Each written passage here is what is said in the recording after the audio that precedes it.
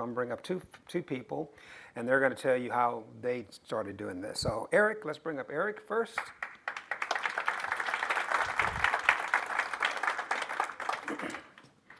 And Eric, your lovely wife couldn't be here, but tell us a little bit about you and your family, please.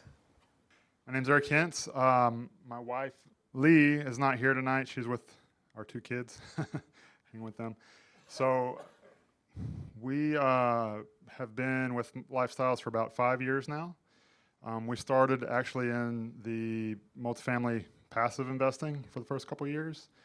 And then when my son was born, my wife quit her job, and we've been investing in single-family houses and multifamily passive deals since that time. Okay, excellent. And you're in Houston, right? In Houston, yes. We have a And you're both engineers? I am. My wife doesn't work anymore. Well, she was though, right? She was, yes. Would you consider you're both conservative type B person, very analytical? Very, yes. So how'd you pick where to go to dinner? Oh, wherever my wife tells me to go. There you go. Yeah. I'm going to get some tips later. Okay, so tell us a little bit about why you came to Lifestyles and how you found it. Yeah, so Lifestyles kind of stumbled into it in a way. Like I said, we were both on the path of, went to school, got jobs, working hard, living that life. Met a few people actually through work and through just in our community that had invested in single-family houses as rentals, and they would talk about it a little bit, and it was something that kind of interested me, and I kind of talked to my wife about it, and eventually she's like, yeah, it sounds interesting enough. Let's find out more about that, and so we actually kind of were looking for opportunities of where we could kind of educate ourselves, or at least learn a little bit more about it. No expectations at all, and kind of stumbled on Lifestyles. We found it online actually, and came to a class just like this with everyone else, and then heard about the 2-day, and we said, well, we'll give it a shot. Maybe if nothing else, we'll learn something. Went to the 2-day and was really pissed off about it, because Dale comes up and he explains all this about investing, and we go home and we're talking about it, and just as he was saying, they'll bring up examples from online, like real life examples, and break it down and show you how the different ways it makes money. And I remember we went home the first night and we were talking about it, and we're like, surely this is a trick. They're trying to pull one over on us, and we go through it, but it's so simple, it makes too much sense. And what part were you mad about? You said you were that I didn't know about this sooner. Oh, okay.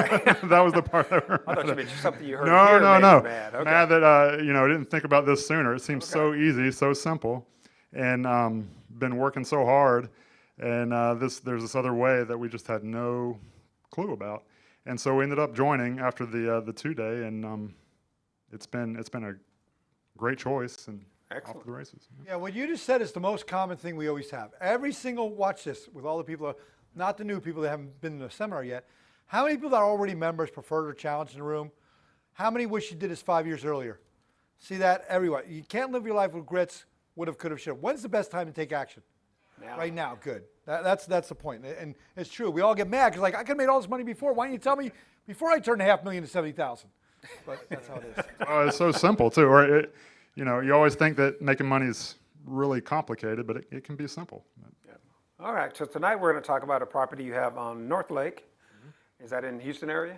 It's in the Houston area. It's in the Galena Park area. If people are familiar. But for everybody online, we do this all across the country. In most places, we don't do them in some of the places where the numbers don't work. But across the country, we can do this, and so similar experiences across the country. And so this is a property. We're going to show a few pictures of the before and after. So we're going to go and we're going to clean it up. We're going to make it the best property in the neighborhood. And Lifestyles teaches best product, best price. And you want people to drive down the street. They want to stop at that property if they're looking to rent a place. They walk in, and this place is going to look better than almost every resident most of us have. They're living in the best place they've ever lived in, because we're going to make it that way. And so this is typical of that. This is a before and after. So it looks like it was probably a flood property because the sheetrock's down. Yeah, it was, as far as we could tell, it had been vacant since Harvey, I'd assume, and they'd stripped the sheetrock out, and it was a mess, and just left it. It had holes in the side of the house where anything could come in and out, and it was in pretty rough shape. Yeah, so you can see the difference in the before and after what this property looks like. This is what we make our properties look like. And this is, yeah, night and Look day. at that. She's a hot girl. People are whistling at her. And, does that even look like the same kitchen? Does it even look like the same house? I mean, this is what we do. Does everybody agree that's a beautiful house? You would all live in it? That's best product, best price. That's what we teach. Eric, so this looks like major renovation. So how much of this did you physically go in and do yourself? None. None, nothing at all. So we hire the right people to do their jobs. So we're going to look a little bit at the numbers now. So you found this property, and because of the condition it was in, it was worth $140,000, but because of the condition, you bought it for $69,000. And after rehab and closing costs, you ended up with equity in the property of about $4,600. Yeah, the equity capture. Extra equity capture. Your out-of-pocket was $29,000, so that's a 16% return on the equity. And your cash flow is $1,250 a month, $15,000 a year. Cash flow is $520 a month, and that's a 22% cash-on-cash return. So, Yeah. Thank you. Give him a hand for that. Did you just see how he makes over a 20% return, how excited he got? How many of you knew people were like 20% a year tax-free? Yes. Yeah, it's pretty good, right? This is excited for an engineer. I know that. That's the most excited I've seen an engineer get. He wasn't running around, earlier like whatever you claimed I was doing. So. Okay, so now you also have 4 properties, and so you can see the numbers on this. So you've been a member for 5 years. You've added $20,000 to your income. Over the last 5 years, how many have gotten a $20,000 raise? Tax-free. Yeah. And we were talking before this that these equity numbers are actually not correct anymore, because these are the equity numbers from when the houses closed, and so Glenmore and Sage Haven actually had for 3 and 4 years, and they've had such a equity increase. So tell us approximately what the equity is today. So the equity today in Glenmore is around $90,000, and Sage Haven is around $65,000, $70,000, I'd say. So you see that? Remember I told you there's 5 ways. We're only showing 2 up here, but remember, appreciation. So he's seeing that now. He's saying what the real numbers are, but we go conservatively what the original numbers are. We don't speculate what it's going to be a couple years later, but he's telling you, hey, now they're worth that much more in those neighborhoods. And when did you buy North Lake? The one we just. So North Lake and Centercone. So that's another example. I did have one on Burke Road in Pasadena, and it also had appreciation, and ended up selling that this year. And with the profits that we made, I bought Cindercone and North Lake both this year in like April of this year. Okay. So David was talking about the fact that we've been through the worst, pandemic ever, and during the pandemic, you were able to sell a property, pull out enough money to buy 2 more properties. Yeah, I made about $50,000 on the one that we sold, and bought 2 more from that. We make money in up markets and down markets. So in the down market, the worst down market in probably forever, you were able to pull $50,000 out and buy 2 more properties that give you $11,000 in cash flow. Yep, and not only that, since the market is what it is, you're able to find really good deals for the ones that you go and buy. Yep, excellent. All right, so a little bit about who's on your team. You've been a member for 5 years. I've been a mentor for about 4 years, and you and I have had several conversations, and hopefully I've been around to answer questions when you needed them. But that's what mentors do. And Moon is your agent. Moon Kim is one of our top-notch agents in the country. In the city of Houston. There's I saw Jeff earlier. There's 45,000. I always get the number wrong. 45,000 agents in the greater Houston area. And in volume of sales, Moon has been in the top 5 for how many years in a row now? 5 straight years. Moon has been in the top 5 of 45,000 agents. Not the top 500, not the top 5%. Top 5 agents in the country. In the city of Houston. I keep saying country. Yeah. One of our agents does over $200,000 a year. Thank you, Dave. 200 houses. 200 houses a year, yes.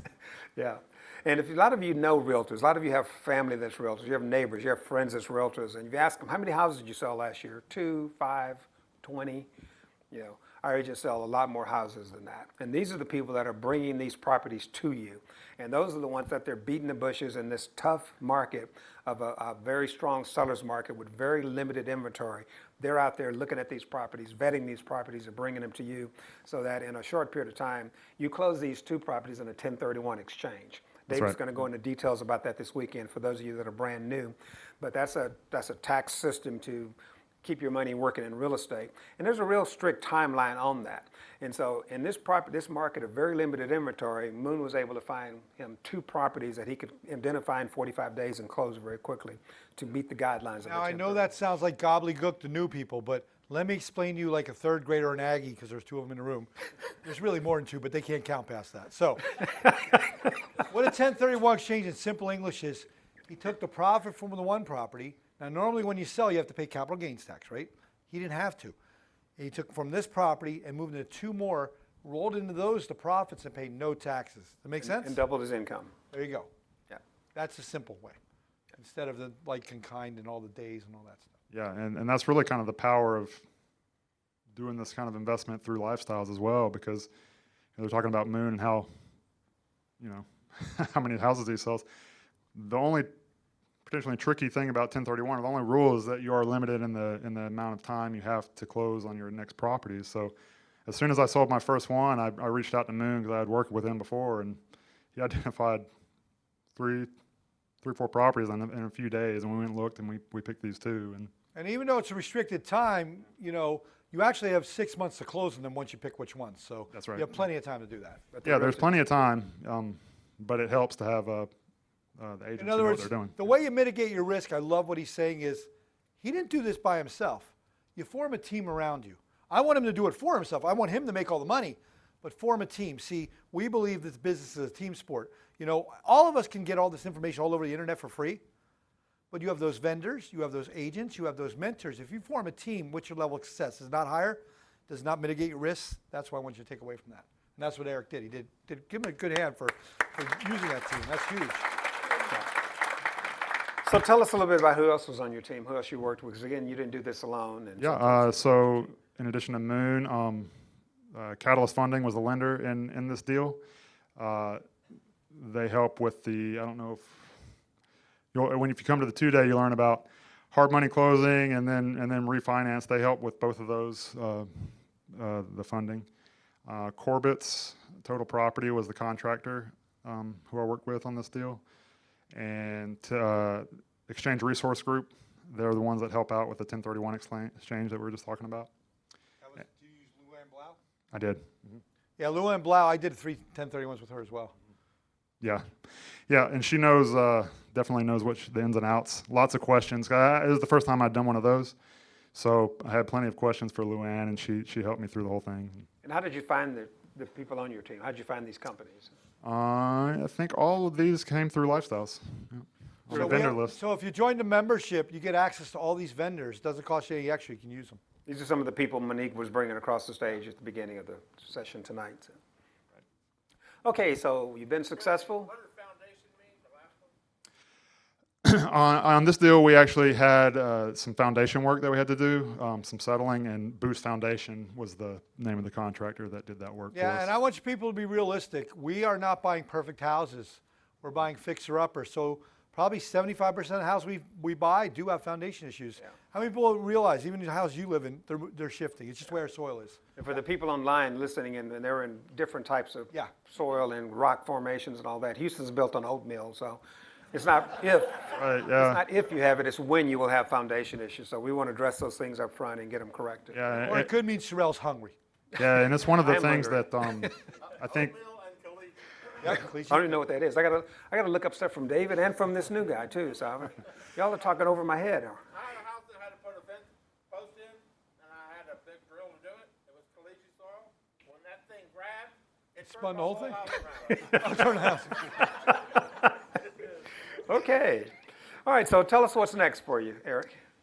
Yeah, so currently, as I said, my wife and I were invested in a couple of multifamily deals, and we currently have 4 single families. So our current plan is to continue to build up our single family portfolio and eventually transition into multifamily.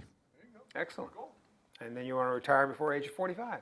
Or sooner. My wife wants sooner, so. Okay, excellent. Who would like to retire before 45? Give him a hand. I know we'll do it. I know Me? we'll do it. Well, you didn't say 85. No. He retired already too. Okay. All right, so let's give, questions? Any questions? Okay, so we have microphones. I'll get a or we're gonna microphone. do- Let me do it that way, because remember the people online can't hear. Here you go, sir. Hi, can you tell us how you found your tenant, maybe for that first one? Because that could be a scary thing. Well, first off, we don't call them tenants. We call them residents. Words matter, sir. Yeah, so we've done it a number of different ways. I'll say that we've never had an issue finding residents.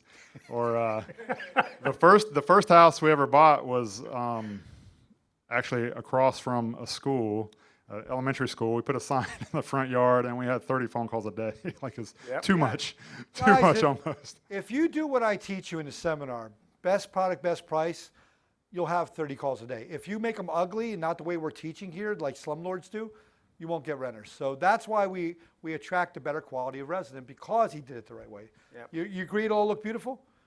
Everyone deserves a nice place to live. Yeah, the neighbors will bring you their friends and family. I've had that happen multiple times. And so. Yeah, so we've done a number of the rentals by ourselves. We'll put a sign in the yard. That's probably the most powerful one. Also put it on Zillow or online, different ways. You get lots of calls. I have done some, used real estate agents to list them just for various reasons, usually time constraints on my end or Free up your location. time. And we've never had an issue filling a house. I mean, it's, Yeah, just like the folks that are watching online nationwide, they could buy a property here in Houston or Dallas or whatever. You could just hire a property manager and rent it out for you too. There's different ways. I'll teach you how to do it this weekend, depending on if you're available that way or if you want to do it in the distance. I'll show you digital ways. We can really do everything contactless now because of COVID. We learned to do everything digitally online. I'll teach you all that. How to do it for free, because we all have T-Rex arms and we don't want to pay somebody. Who's with me? yeah, and I think it's really good to go through the process of doing it all yourself, even if you end up using a realtor to do most of it. Having that experience, we learned a lot. One thing we really liked about this house when we did the numbers was that we knew that because of the area that it was in, it had a certain price point that it was going to be listed at, which was going to be lower than our other houses, just because of the neighborhood it was in. But even with the lower price point, it was going to make really good returns. Having other houses, we also knew that price point was going to be very attractive and not have any issues, because there's typically certain thresholds that people want to see, and if it's over that, it may be a little harder to get. If it's around a certain one or under a certain line, you'll have all kinds of people. So we knew that we could list this particular one, for a lower price than our others and make really good returns on it. So, Any other question? Yeah. On average, how much of your own money did you have to put into the first deal or any of your deals? I think they've all been, the ones that we've done have all ended up 25 to 32, somewhere in that range. They've all been very pretty rehab intensive, pretty good rehabs on all the ones we've done, but you typically get better returns on those too. Was that the numbers I said in my speech? I said 25 to 35? The hard money will cover, what his question is, what about what the hard money will do is, the reason he only had to come up with 25, even though he had 50,000 on repairs, the way a hard money lender works is they'll give you all the money to buy the property, plus all the money to fix it up. Now they hold that extra money into escrow. As your guys, the contractors you hire do the work, they send out their inspector. When that part of the work's done, maybe 10,000, then they send their inspector to make sure it's done right. So even if you're in California, you can do it. You understand? And then they give you the money, then you pay your contractor as you go. So you don't have to front that money. Great question. As you can see, he paid $29,000 out of pocket, and one of the 5 ways we make money, he made 22% cash-on-cash return. Do you know anywhere else you can go park $29,000 and make a 22% cash-on-cash return? As one of the ways to make money. So that's the beauty of real estate. But think about it. What is he going to do to thank his renter next year? Raise the rent, so then it'll go up to like a 30% return. Does it make sense?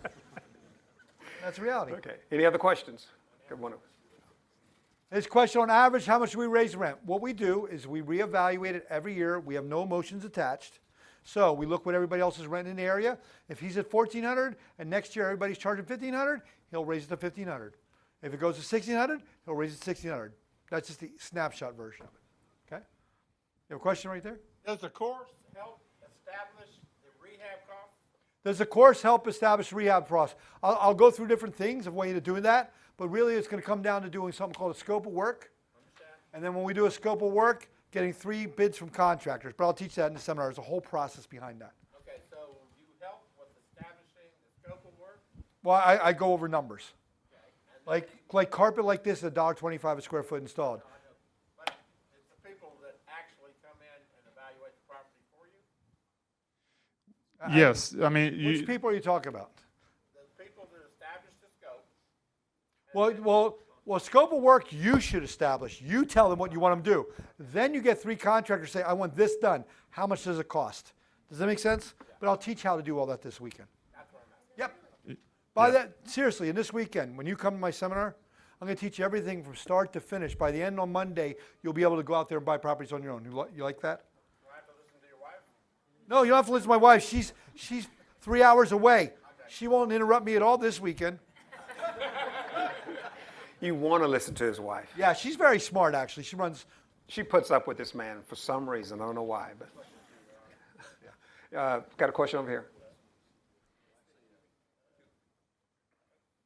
Yeah, we'll do this one last one. No, oh, Two questions. Just, so it sounds like you actually started in multifamily and then moved to some single family. So just wondering your thought process on that. And then also with the ones that you've done so far, did you refinance your original cash investment out of them, or did you keep your cash investments in those properties? so Says the right thing. What? Hoping he says the right thing. this is where the mentor sees if he shines or not. Your first question, why did we do multifamily first? The only reason really we did that, when we came to lifestyles and we came to the 2-day, at that point I had no idea even what apartment complex investing was. I mean, that was completely new. And so, we left, we came in with the mindset of one thing, doing single family homes, and left with a whole appreciation or that there was a whole nother world out there. And that was kind of the part that blew my mind, and all that. As far as, which one we did first, I mean, probably the biggest reason when we first joined, my wife and I were both still working too. So it was a time constraint. It's easy to, I say easy, but I mean, if you invest in the multifamily as a passive, I mean, it's really no work on your part other than analyzing The question is, do you have time available or not? Yeah. The single family takes time. Now that his wife isn't working, they have a little bit more time. But multifamily is a great way, boom, put money, get a check.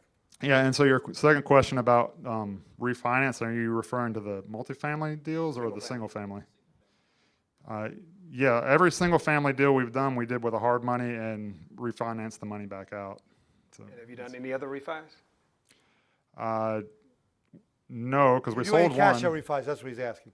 Other than the from the hard money to the conventional. No, that's called a ring term refi. What he's saying is, if you held them a couple of years and you wanted to pull extra cash out. No, because we've been selling them and buying. That's taking them okay out. though. There's 2 different strategies. So in his case, he didn't do it that way. Yeah, but you did a 1031. Sold The one, whole sold one point of and him doing bought two. 1031 was perfect. He just moved his equity from 1 to 2. He's doubling his income. I love that idea. Nothing wrong with that. So it's still good. Yeah, Eric, you're still okay. Sorrel didn't get mad at all. That's pretty good. high five here. You don't want to see an angry child running through the streets naked. I've not yet run through the streets naked. Okay. Yet. You've done a lot of things in multiple countries. I figured. That's so disturbing every time Sorrel says that. I do have a question over here. Yes, Online. I'm the one that said it was disturbing when you say that.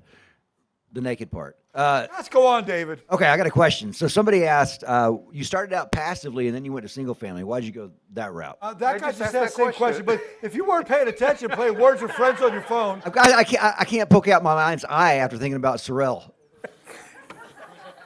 You know, I wrong with this picture? have my mind on my money and my money on my mind. You have your Sorrel on your mind? That's a little weird. Yeah.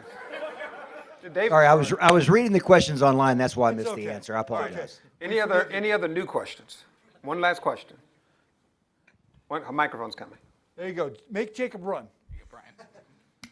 So I'm a new investor and I haven't done anything yet, but I'm excited to. But my question is, I'm just kind of overwhelmed with the amount of information that I'm getting in my head from the seminar to the documents I'm going over, the videos I'm watching. How do you start and get this first deal done in a timely manner? How do you wrap your head around it and are able to do it? And I mean, because some people say they do it in the first 30 days, they Yeah. buy a house. To me, it just seems like such a huge task. Well, I'll give you advice, and then I'm sure the mentor will give you advice. Here's the thing. A lot of people overwhelm themselves with education. They're worried about how to refine my 10th house, all that. Why? Just find a base hit. You know, you don't have to find a big fixer-upper first one. You could find one literally with a renter already in it as a turnkey deal and make a 20% return a year. Would that be okay? Already has a renter and everything. All you do is what? Write a check. All the documents you have to have in order and all. Yeah, all the documents. So what do? Think about it. You go to a lender, you get a pre-approval. Have you done that yet? Yes. Well, see, you already did the first step. So now you have that. Then you go with any of these realtors, you get those email blasts, right? And then you pick which one. And then you sit there and you invest in it. And then your mentor walks you through to make sure you don't screw it up. Does that sound easy? Don't get overwhelmed. Sit down with your mentor one-on-one, say, I want to buy a house. What the hell do I got to do next? Instead of 40 different ideas. Yeah. They'll help you like that, sir. There's a checklist. And Checklist, boom, boom, boom, this is in yeah, order. it can definitely be done. People who follow the checklist, follow the steps, follow the advice, follow the teachings. It's a simple process. Some people either they suffer from something Analysis paralysis. or they overcomplicate it. Yeah, you said you were doing analysis paralysis. So Yeah, a lot of my findings is the overcomplication things. They're trying to worry about learning everything. You don't need to know everything. You know, there's a set process by going through the checklist day by day, exactly what every single family mentor hands us to every new student. Here's what you do next. You already did the first big step, which is what? Get pre-qualified. Now you're qualified to buy. Now you just got to decide what is the right deal for you. So you set up those parameters with your mentor. I want to make 12% return or 15% return, whatever it is. Now let's find you deals like that. Yep. Match it to you. all right. Okay, Eric, thank you very much. Let's Yeah, good thank man. Eric for being here tonight. Awesome. You go next.